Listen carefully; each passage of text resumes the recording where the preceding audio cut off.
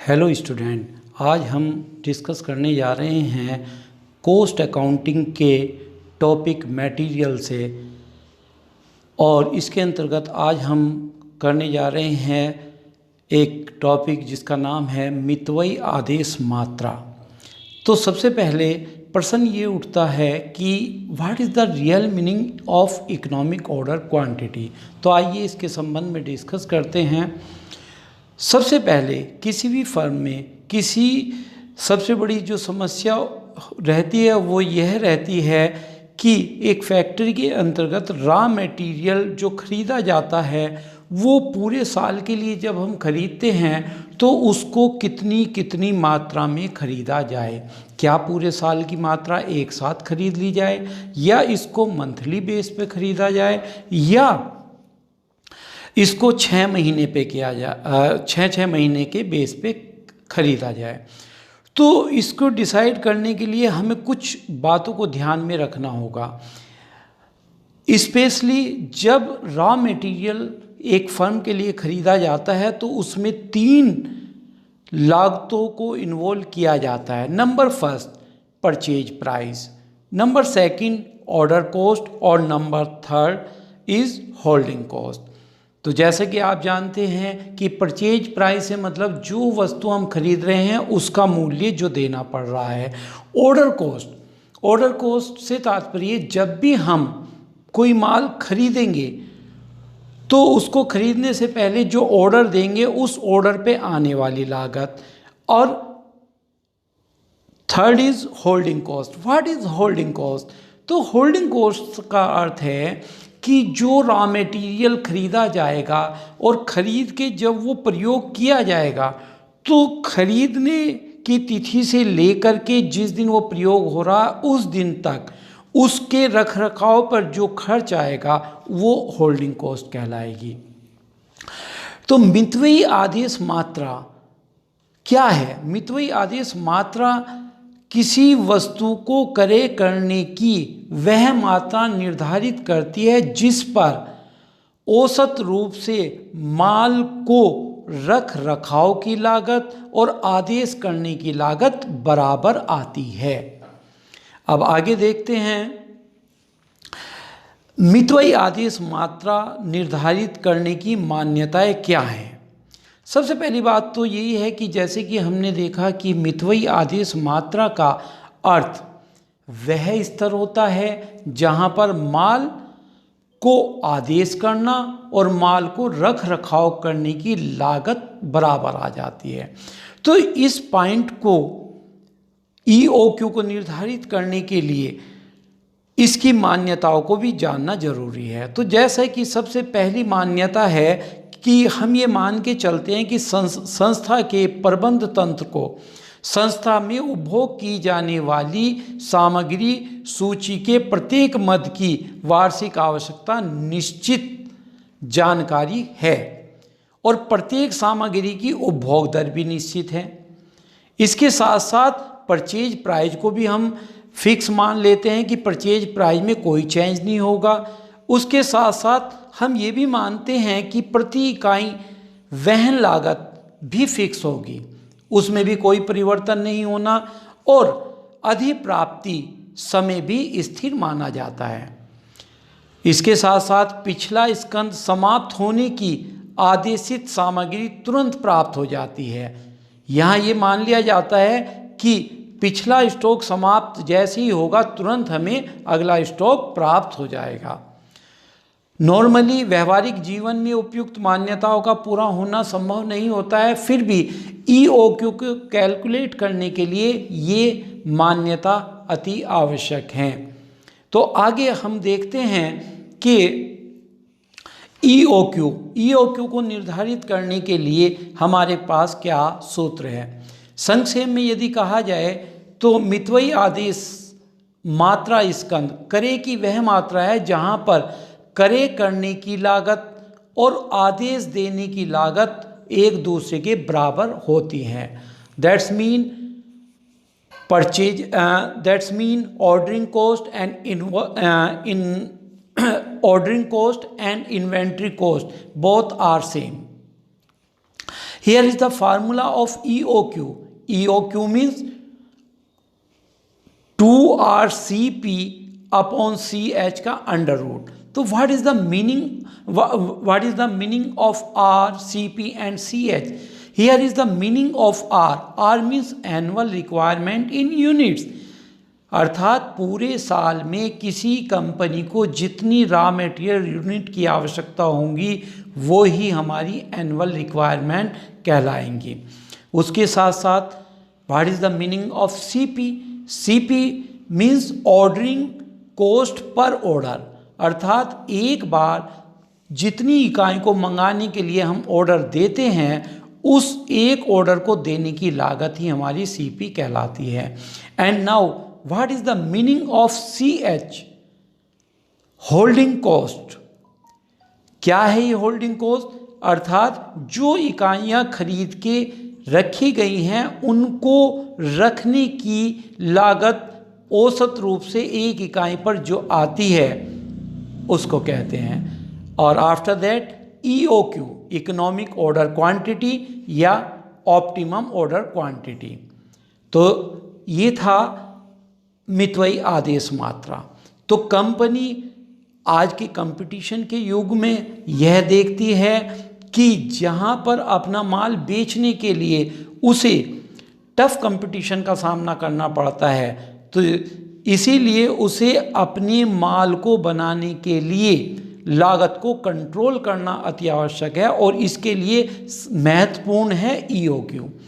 अर्थात EOQ के द्वारा ही एक कंपनी अपने माल को बनाने की लागत पर कुछ हद तक कंट्रोल कर सकती है. अर्थात वो सही निर्धारित कर लेती है कि कितना कितना कच्चा माल एक बार में मंगाया जाए ताकि ऑर्डर कॉस्ट और इन्वेंट्री कॉस्ट पर ज़्यादा बर्डन न पड़े. आइए अब हम देखते हैं इससे संबंधित एक न्यूमेरिकल. जैसे कि आपके सामने है यहाँ पर दिया हुआ है, find out the EOQ and number of order to be placed during the year from the following information. आपके सामने ये मैं एक क्वेश्चन दे रहा हूँ आपको.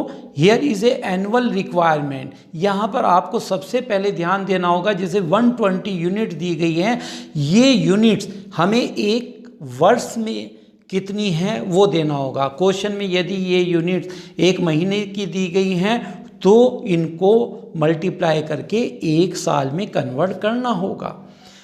यहाँ पर आप देख रहे हैं ऑर्डर कॉस्ट 20 रुपीज़ एंड प्रति इकाई मूल्य कि एक इकाई को क्रय करने का मूल्य 100 रुपीज़ है. And storage and carrying cost as percentage of average inventory 12%.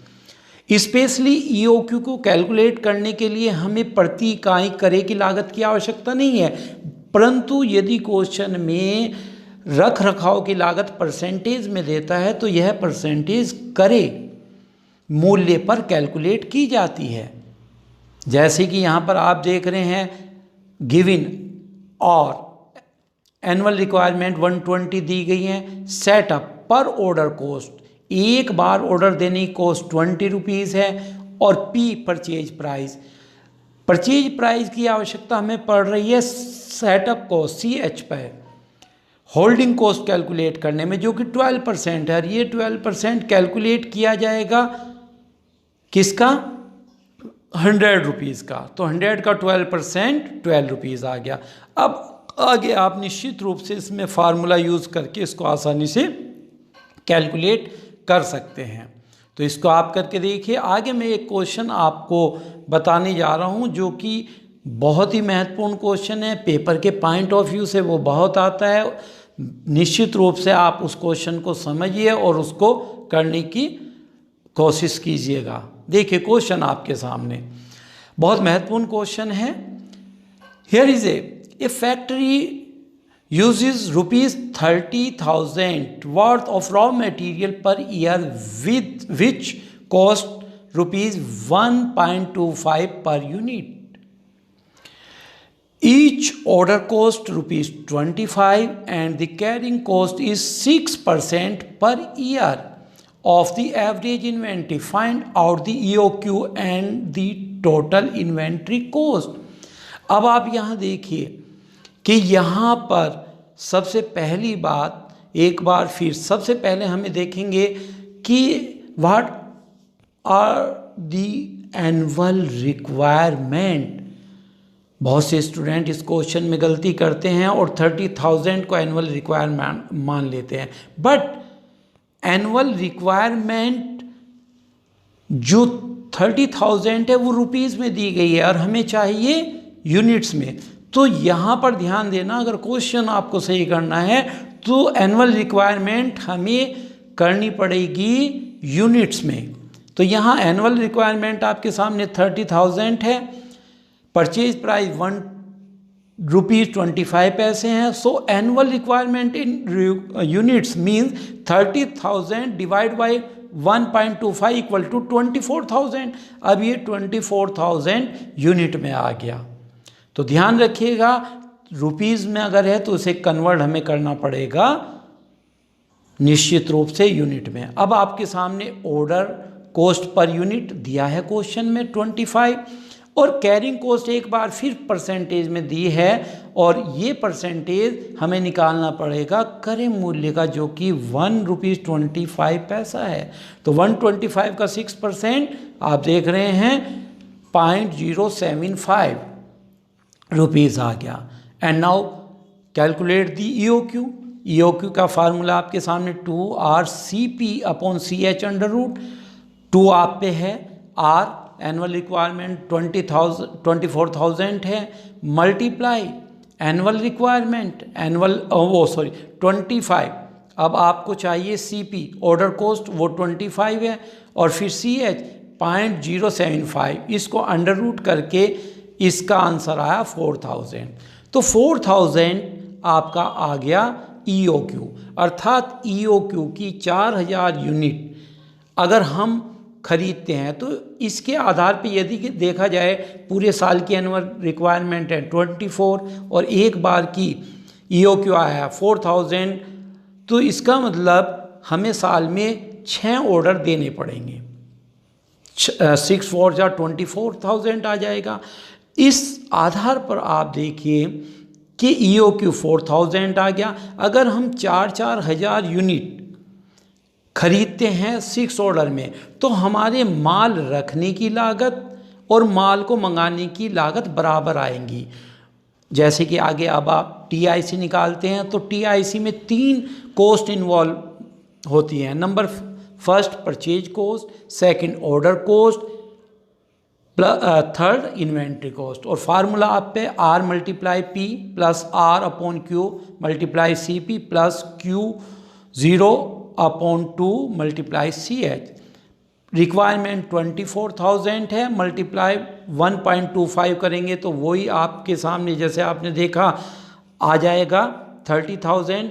और Q0 जो हमारी टोटल रिक्वायरमेंट है, और R जो हमारी 24,000 टोटल रिक्वायरमेंट है, और Q0 मीन्स एक ऑर्डर की यूनिट जो कि हमारा आया है 4,000 और पर ऑर्डर कॉस्ट 25। तो आप देखेंगे 24 को डिवाइड 4 से करेंगे 6 आएगा, और मल्टीप्लाई 25 से करेंगे तो 25 × 6 तो 150 रुपीज़ आ जाएगी। और ऐसे ही 4,000 Q0 डिवाइड बाई 2 × CH, इसको डिवाइड करेंगे तो 150 आ जाएगा। दोनों कॉस्ट 150 इक्वल आ रही हैं यदि आप अपनी टोटल 24,000 यूनिट को 4-4 हज़ार इकाई में मंगाते हैं। तो ये टॉपिक था आपका EOQ।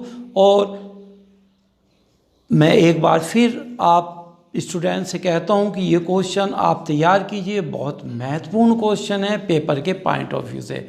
तो अगली वीडियो में मैं इस टॉपिक के और क्वेश्चन आपको बताऊंगा, और निश्चित रूप से आपको अगर कोई इंक्वायरी इससे रिलेटेड है तो मैं अपने स्टूडेंट से कहना चाहूँगा कि वो मेरे व्हाट्सएप के द्वारा भी और मेरे फ़ोन नंबर पर भी मेरे से ये डिस्कस कर सकते हैं।